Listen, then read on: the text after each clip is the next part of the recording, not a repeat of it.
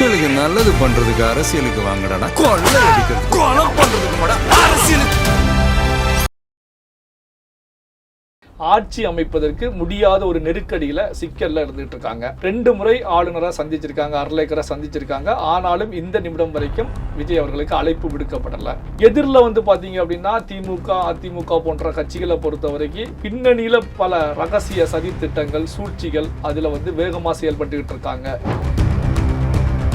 இந்த காய் நகர்த்தலுக்கு ஸ்டாலின் அவர்களை பொறுத்த வரைக்கும் பெரிய அளவில் உடன்படலை. ஆனால் 2ஆம் கட்டத்தில் இருக்கக்கூடிய தலைவர்கள் RS பாரதி, உதயநிதி ஸ்டாலின் போன்றவர்களை பொறுத்த வரைக்கும் இதுவும் சரியானதாகத்தான் இருக்கும் அப்படிங்கிற நிலையில உடன்பட்டதாகத்தான் செய்திகள் வெளியாகிட்டு இருந்துச்சு. இந்த அடிப்படையில் தான் எடப்பாடி பழனிசாமி அவர்கள் முதலமைச்சர், உதயநிதி ஸ்டாலின் துணை முதலமைச்சர் அப்படிங்கிற நிலையில நாங்க கேட்கவே இல்லைங்க அப்படின்னு சொல்லி அதிமுக தரப்புல இருந்து எதுவுமே தெரிவிக்கல. அப்போ பாத்தீங்கன்னா அதிமுக தரப்புல இருந்து இதுக்கு மறுப்பு வரலைன்னாலே அப்போ பின்னணியில அதிமுக காய் நகர்த்தல்கள்ல தீவிரமாக ஈடுபட்டு இருந்தாங்க அப்படிங்கிறது வெட்ட வெளிச்சத்துக்கு வருது. இதுல இன்னொரு முக்கியமான விஷயம் என்ன அப்படின்னா, இந்த சமூக நீதி சமத்துவத்தை நிலைநாட்டி இருக்கக்கூடிய கட்சி இப்ப எந்த கட்சி அப்படின்னு எடுத்து பார்த்தோம் அப்படின்னா தமிழக வெற்றி கழகம் தான் நிலைநாட்டி இருக்கிறது. திமுக பெரியார் கொள்ளையில பயணிக்கக்கூடிய கட்சி, பெண்களுக்கு சம உரிமை கொடுக்கக்கூடிய கட்சி, சமூக நீதி அப்படின்னு பேசக்கூடிய கட்சி.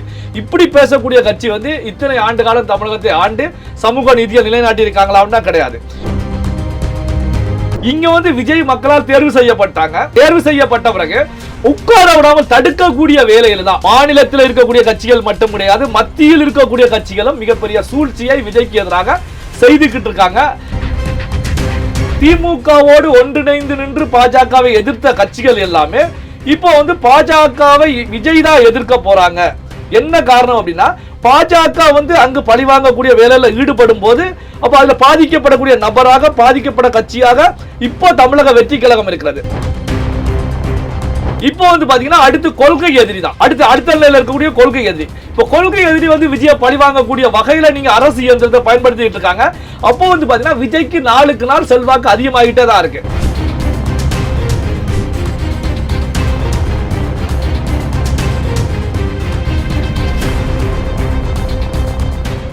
ரியல் ஒன் உறவுகளே, நடுநிலையோடு பொறுப்புடன் செய்திகளை வழங்கி பல லட்சக்கணக்கான மக்களின் நம்பிக்கையை பெற்ற நமது சேனல் வளர்ச்சிக்கு உங்கள் ஆதரவு தேவை. இந்த ஊடக பயணம் தொடர்ந்து வலுப்பெற திரையில் தெரியும் QR கோட் ஸ்கேன் செய்தோ அல்லது டிஸ்கிரிப்ஷனில் உள்ள வங்கி விவரங்கள் மூலம் உங்களால் முடிந்த அளவு சப்போர்ட் செய்யுங்கள். உங்கள் ஒவ்வொரு ஆதரவும் நமது குரலை இன்னும் பல லட்சம் பேரிடம் கொண்டு செல்ல உதவும். ரியல் ஒன் நேயர்களுக்கு வணக்கம். இன்று நம்மளுடைய நேர்காணலுக்கு பத்திரிகையாளர் திரு நல்லை சிவா அவர்கள் இணைஞ்சிருக்காங்க. சார் வணக்கம். வணக்கம் சார், தற்பொழுது தமிழ்நாட்டில் ஒரு அசாதாரணமான சூழ்நிலை நிலவிட்டு இருக்கிறதா சொல்லப்படுது.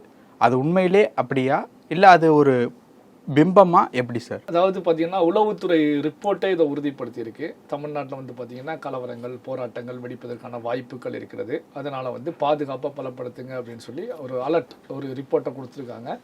இந்த அடிப்படையில் தான் பார்த்தீங்கன்னா முக்கியமான இடங்கள், மெரினா பீச் உள்ளிட்ட முக்கியமான இடங்கள் எல்லாமே போலீஸ் பாதுகாப்பாக பலப்படுத்தியிருக்காங்க.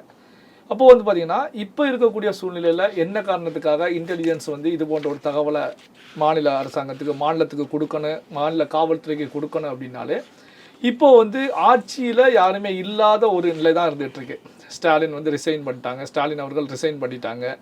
விஜய் அவர்களை பொறுத்த வரைக்கும் மெஜாரிட்டியான நம்பர்ஸோடு இருந்தாலும் எண்ணிக்கையை காண்பித்து ஆட்சி அமைப்பதற்கு முடியாத ஒரு நெருக்கடியில் சிக்கலில் இருந்துகிட்டு இருக்காங்க. 2 முறை ஆளுநரை சந்திச்சிருக்காங்க, அர்லேக்கரை சந்திச்சிருக்காங்க. ஆனாலும் இந்த நிமிடம் வரைக்கும் விஜய் அவர்களுக்கு அழைப்பு விடுக்கப்படலை. எதிரில் பார்த்தீங்க அப்படின்னா திமுக, அதிமுக போன்ற கட்சிகளை பொறுத்த வரைக்கும் பின்னணியில் பல ரகசிய சதி திட்டங்கள், சூழ்ச்சிகள் அதில் வேகமாக செயல்பட்டுக்கிட்டு இருக்காங்க. நேற்று நள்ளிரவில் இருந்து கூட பல்வேறு நியூஸ்கள் ஊடகங்களில் வந்துக்கிட்டே தான் இருந்தது. திமுக, அதிமுக கூட்டணி உறுதி செய்யப்பட்டு விட்டது, முதலமைச்சராக எடப்பாடி பழனிசாமி அவர்கள் பங்கேற்க போறாங்க. அதுல எப்படி சார், அதிக சீட்டு வச்சிருக்கிறது திமுக தான், அதை விட கம்மி சீட்டு வச்சிருக்கிறது அதிமுக. ஏன் அவங்கள முதலமைச்சராக்கி இவங்க ஆதரவு கொடுக்கணும்? அதாவது ஆட்சியில் இருந்தது திமுக, ஆனா திமுகவை வீழ்த்தி தான் இப்போ பாத்தீங்கன்னா முதல் நிலையில தாவேகா வந்திருக்காங்க.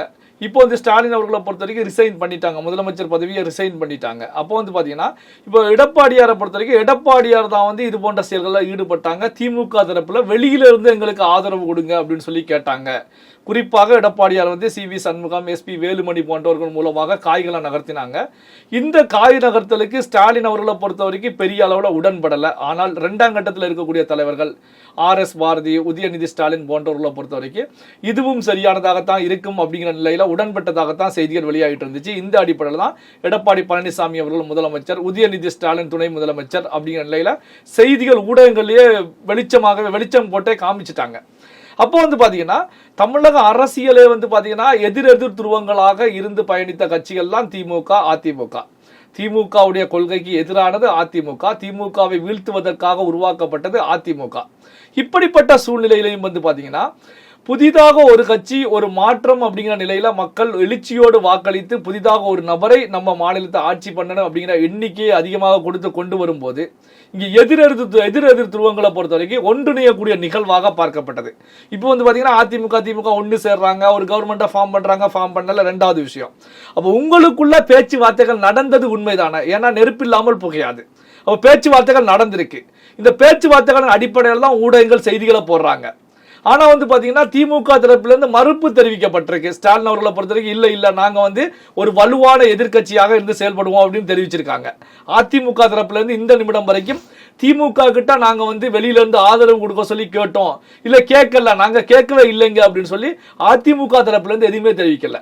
அப்போ வந்து பாத்தீங்கன்னா அதிமுக தரப்புல இருந்து இதுக்கு மறுப்பு வரலைன்னாலே அப்ப பின்னணியில அதிமுக காய் நகர்த்தல்கள்ல தீவிரமாக ஈடுபட்டு இருந்தாங்க அப்படிங்கிறது வெட்ட வெளிச்சத்துக்கு வருது.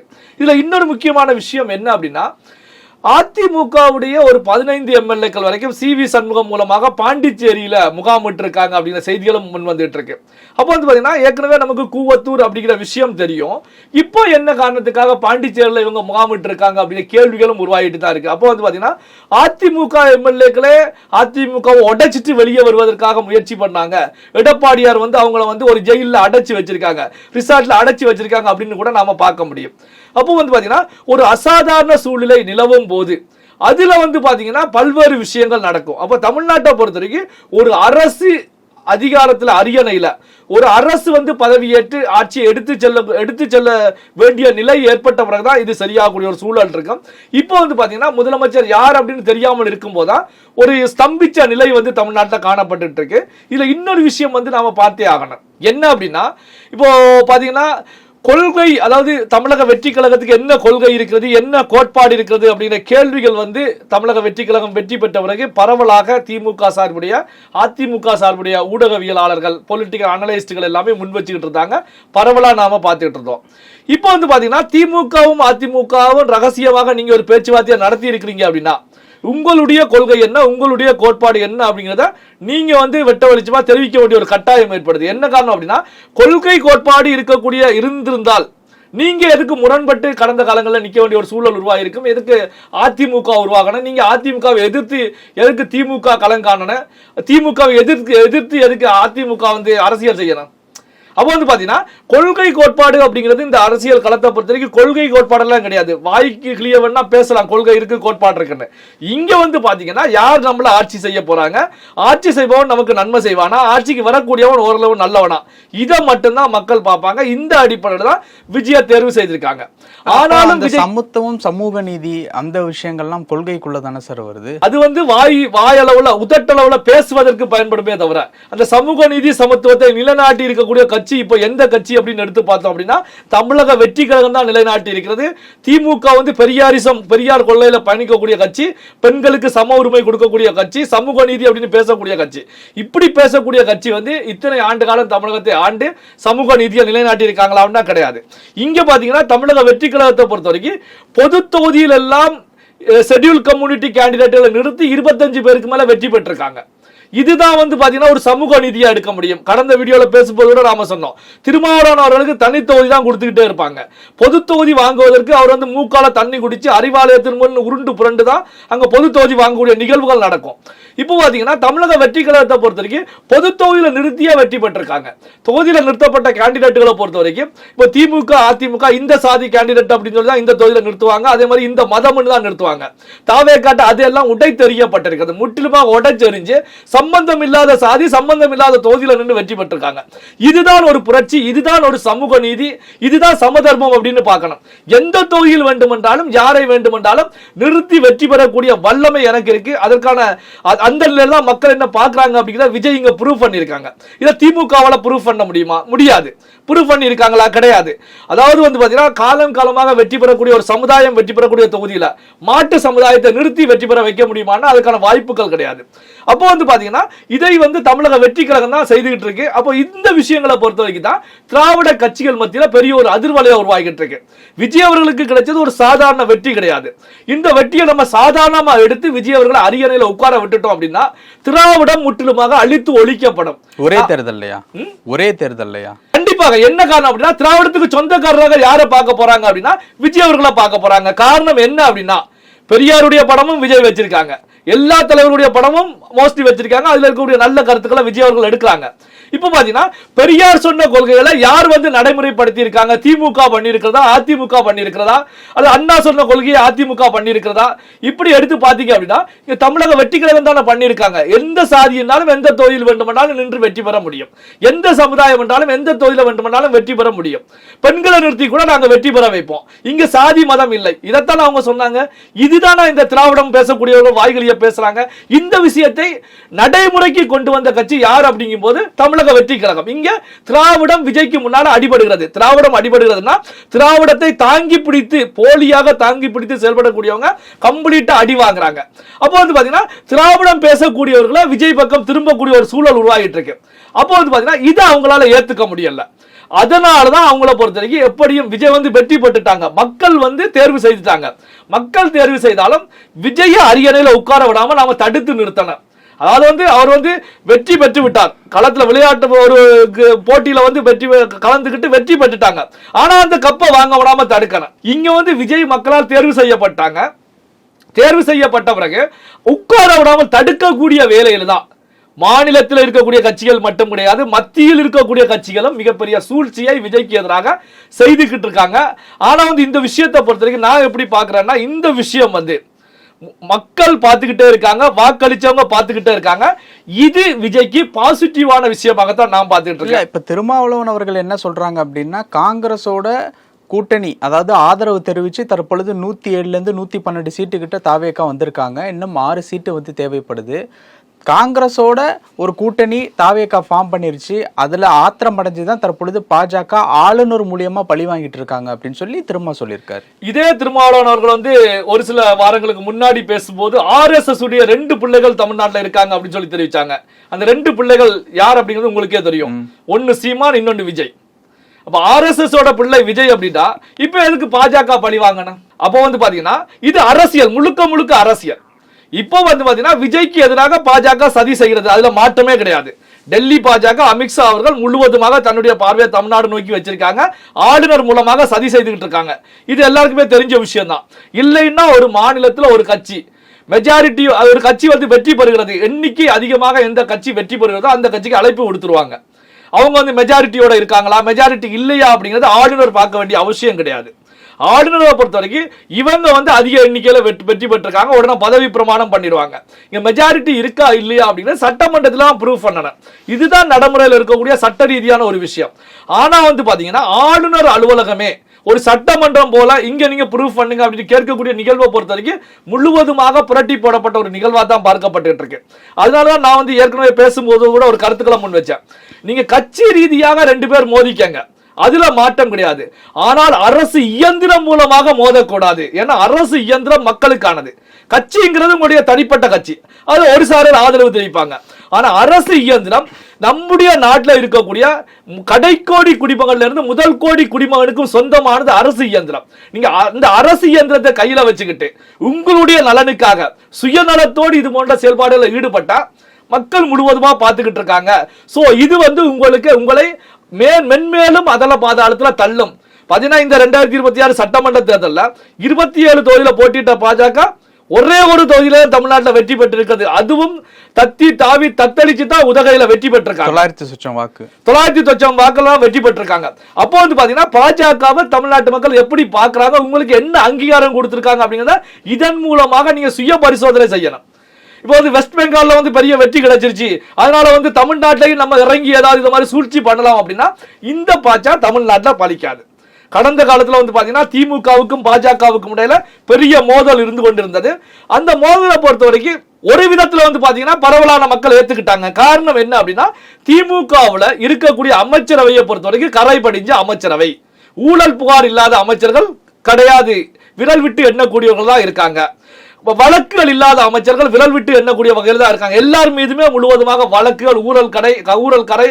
அதே நேரத்தில் அவர்களுடைய பகுதியில் குறுநில மன்னர்கள் போல சொத்துக்கள் சேர்த்து பினாமிகள் புடைசூழ வளம் வந்துட்டு இருக்காங்க அப்படிங்கிறது தெரியும். அதனால வந்து பாத்தீங்க அப்படின்னா பாஜக அரசு அது போன்ற செயல்பாடுகளில் ஈடுபடும் போது பாஜகவுக்கு ஆதரவு தெரிவிப்பது போல பல பேர் பேசிட்டு இருந்தாங்க. காரணம் என்ன அப்படின்னா இங்கேயும் சுத்தம் இல்லை. அப்போ இதை வந்து பாத்தீங்கன்னா மக்கள் பணம் திருடப்பட்டிருக்கு, அதனால வந்து பாஜக செய்து கரெக்டானு பேசிட்டு இருந்தாங்க.